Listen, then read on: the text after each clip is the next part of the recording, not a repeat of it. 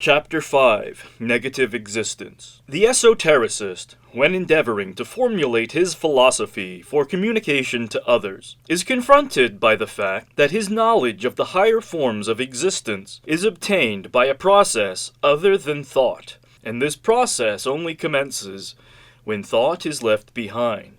Consequently, it is only in that region of consciousness which transcends thought that the highest form of transcendental ideas is known and understood. And it is only to those who are able to use this aspect of consciousness that he can communicate his ideas in their original form. When he wants to communicate these ideas to those who have had no experience of this mode of consciousness, he must either crystallize them into form or fail to convey any adequate impression. Mystics have used every imaginable simile in the endeavor to convey their impressions. Philosophers have lost themselves in a maze of words, and all to no purpose so far as the unilluminated soul is concerned. The Kabbalists, however, use another method.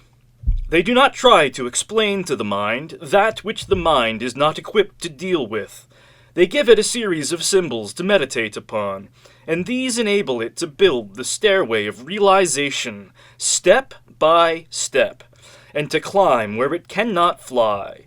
The mind can no more grasp transcendent philosophy than the eye can see music. The tree of life, as cannot too often be emphasized, is not so much a system as a method. Those who formulated it realized the important truth that in order to obtain clarity of vision, one must circumscribe the field of vision. Most philosophers founded their systems upon the absolute, but this is a shifting foundation, for the human mind can neither define nor grasp the absolute. Some others try to use a negation for their foundation, declaring that the absolute is, and must ever be, unknowable. The Kabbalists do neither of these things. They content themselves with saying that the absolute is unknown to the state of consciousness which is normal to human beings. For the purposes of their systems, therefore, they draw a veil at a certain point in manifestation, not because there is nothing there, but because the mind, as such, must stop there. When the human mind has been brought to its highest stage of development, and consciousness can detach itself therefrom and, as it were, stand upon its own shoulders, we may be able to penetrate the veils of negative existence, as they are called. But for all practical purposes, we can understand the nature of the cosmos if we are content to accept the veils as philosophical conventions, and realize that they correspond to human limitations, not to cosmic conditions. The origin of things is inexplicable in terms of our philosophy. However far we push our inquiries back into origins in the world of manifestation, we find a preceding existence. It is only when we are content to draw the veil of negative existence across the path which leads back to the beginnings that we get a background against which a first cause becomes visible. And this cause is not a rootless origin, but a first appearance on the plane of manifestation. Thus far and no farther can the mind go back, but we must always remember that different minds go back different distances, and that for some the veil is drawn in one place, and for others in another. The ignorant goes no further than the concept of God as an old man with a long white beard who sat on a golden throne and gave orders for creation. The scientist will go back a little further before he is compelled to draw a veil called the ether, and the philosopher will go back yet further before he draws a veil called the absolute. But the initiate will go back furthest of all, because he has learnt to do his thinking in symbols, and symbols are to the mind what tools are to the hand, an extended application of its powers. The Kabbalist takes for his starting point Kether, the crown, the first Sephirah, which he symbolizes by the figure 1, unity, and by the point within the circle. From this, he traces backward the three veils of negative existence. This is quite a different matter from starting at the absolute and trying to work forwards into evolution. It may not yield immediately accurate and complete knowledge of the origin of all things, but it enables the mind to make a start, and unless we can make a start, we have no hope of a finish. The Kabbalist then starts where he can, at the first point that is within the reach of finite consciousness. Kether is equated with the most transcendent form of God that we can conceive, whose name is Yah, translated in the authorized version of the Bible as I am, or, more explicitly, the self-existing one, pure being. But these words are words, and nothing more, unless they convey an impression to the mind, and in themselves they cannot do that. They must be related to other ideas before they have any significance. We only begin to understand Kether when we study Chakma, the second Sephirah, its emanation. It is only when we see the full unfoldment of the 10 Sephiroth that we are ready to approach Kether, and then we approach it with the data that gives us the key to its nature. In working with the tree, it is wisest to keep on going over it, rather than to concentrate upon a single point until it is mastered. For one thing explains another, and it is out of the perception of the relationships between the different symbols that enlightenment arises. Again, we say, the tree is a method of using the mind, not a system of knowledge. But at the moment, we are not engaged in the study of the emanations, but of origins, so far as the human mind may hope to penetrate them. And, paradoxical as it may appear, we shall penetrate further when we draw the veils across them than when we try to pierce the darkness. We will then sum up the position of Kether in one sentence, a sentence that can have but little significance for the student approaching the subject for the first time, but which must be borne in mind, for its significance will begin to dawn presently. In so doing, we are adhering to the ancient esoteric tradition of giving the student a symbol to incubate till it hatches in his mind, rather than explicit instruction which would convey nothing to him. The seed sentence, then, which we cast into the subconscious mind of the reader, is this: Kether is the Malkuth of the unmanifest. Mathers says, the limitless ocean of negative light does not proceed from a center, for it is centerless, but it concentrates a center, which is the number 1 of the manifested Sephiroth, Kether, the crown, the first Sephiroth. These words in themselves contain contradictions and are unthinkable. Negative light is simply a way of saying that the thing described, though having certain qualities in common with light, is nevertheless not light as we know it. This tells us very little about that which it is intended to describe. We are told not to make the mistake of thinking of it as light, but we are not told how to think of it as it really is, and for the very good reason that the mind is not equipped with any images under which to represent it, and must therefore let it alone till growth takes place. Nevertheless, although these words do not tell us all that we would like to know, they convey certain images to the imagination. These sink into the subconscious mind, and thence are evoked when the ideas enter the conscious mind which are related to them.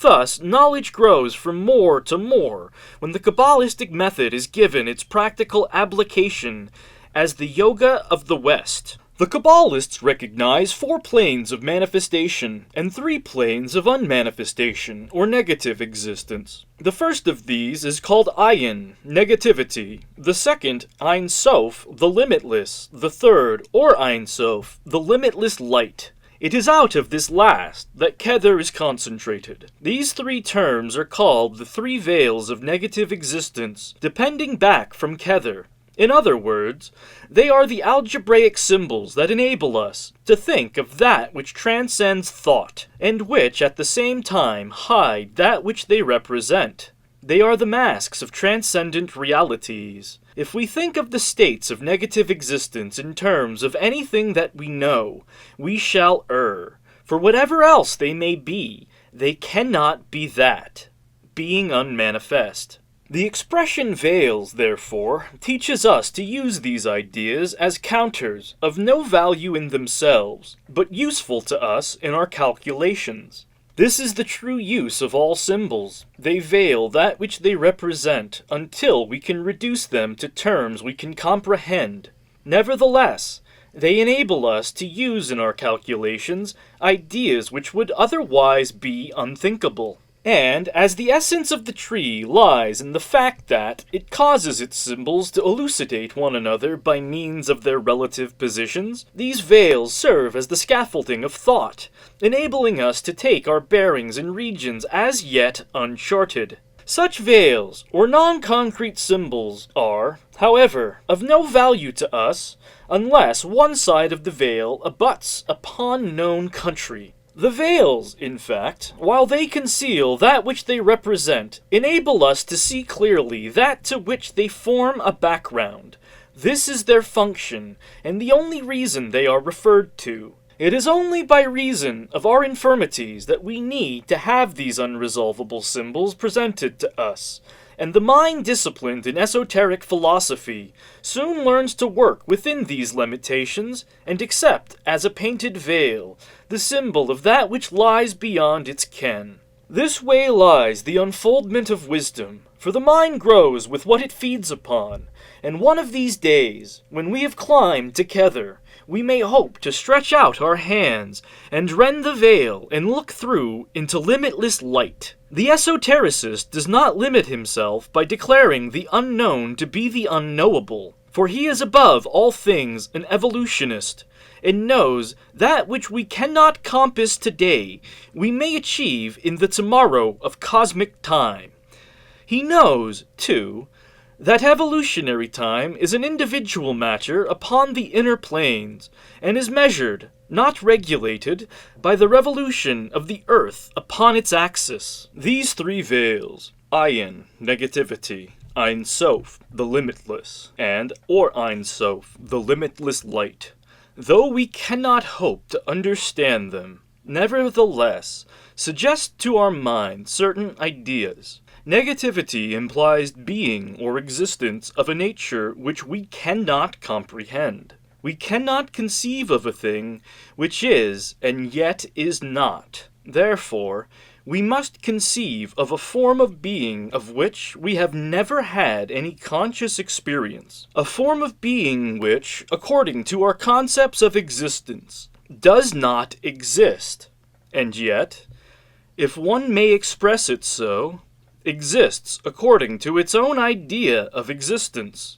In the words of a very wise man, there are more things in heaven and earth than are dreamt of in your philosophy. But although we say that negative existence is outside the range of our realization, it does not mean that we are outside the range of its influence.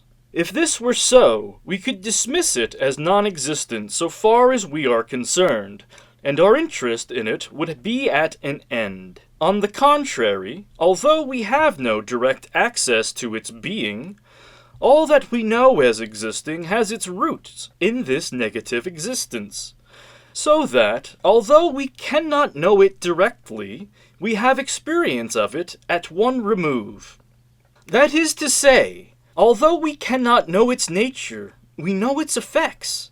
In the same way as we are ignorant of the nature of electricity, yet are able to turn it to good account in our lives, and from our experience of its effects, we are able to come to certain conclusions concerning some, at least, of the qualities it must possess. Those who have penetrated furthest into the unseen have given us symbolic descriptions by means of which we may turn our minds in the direction of the Absolute, even if we cannot reach it. They have spoken of negative existence as light, or Ein Sof, the limitless light.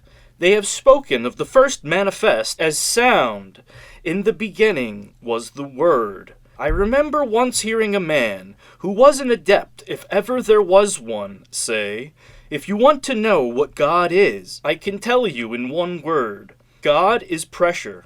And immediately, an image leapt to my mind, and a realization followed. I could conceive the outflowing of life through every channel of existence. I felt that a genuine realization of the nature of God had been conveyed to me, and yet, if one came to analyze the words, there was nothing in them. Nevertheless, they had the power to convey an image, a symbol, to the mind, and the mind, working upon it in the realm of intuition beyond the sphere of reason, achieved a realization, even if that realization could only be reduced to the sphere of concrete thought as an image. We must clearly realize that in these highly abstract regions, the mind can use nothing but symbols, but these symbols have the power to convey realizations to minds that know how to use them. These symbols are the seeds of thought whence understanding arises, even if we are not able to expand the symbol itself into a concrete realization. Little by little, like a rising tide, realization is concentrating the abstract, assimilating and expressing in terms of its own nature things which belong to another sphere, and we shall make a great mistake if we try to prove with Herbert Spencer that because a thing is unknown by any capacity of the mind we at present possess, that it must forever be unknowable. Time is not only increasing our knowledge, but evolution is increasing our capacity, and initiation, which is the forcing house of evolution, bringing faculties to birth out of due season, brings the consciousness of the adept within reach of vast apprehensions which are as yet below the horizon of the human mind. These ideas, though clearly apprehended by himself after another mode of consciousness, cannot be conveyed by him to anyone who does not share this mode of consciousness. He can only put them forth in symbolic form, but any mind that has in any way had experience of this wider mode of functioning will be able to lay hold on these ideas on their own plane, although it may be unable to translate them into the sphere of conscious thought. In this way, therefore, in the literature of esoteric science, there are scattered seed ideas such as God is pressure, and Kether is the Malkuth of negative existence. These images, whose content does not belong to our sphere at all, are as the male germs of thought which fecundate the ova of concrete realization. In themselves, they are incapable of maintaining more than the most fugitive existence in consciousness as a flash of realization, but without them, the ova of philosophical thought will be infertile. Impregnated by them, however, though their substance is absorbed and lost in the very act of impregnation, growth takes place within the formless germ of thought, and, ultimately, after due gestation, beyond the threshold of consciousness, the mind gives birth to an idea. If we want to get the best out of our minds, we must learn to allow for this period of latency, this impregnation of our minds by something outside our plane of existence, and its gestation beyond the threshold of consciousness. The invocations of an initiation ceremony are designed to call down this impregnating influence upon the consciousness of the candidate. Hence it is that the paths of the tree, which are the stages of illumination of the soul, are intimately associated with the symbolism of initiation ceremonies.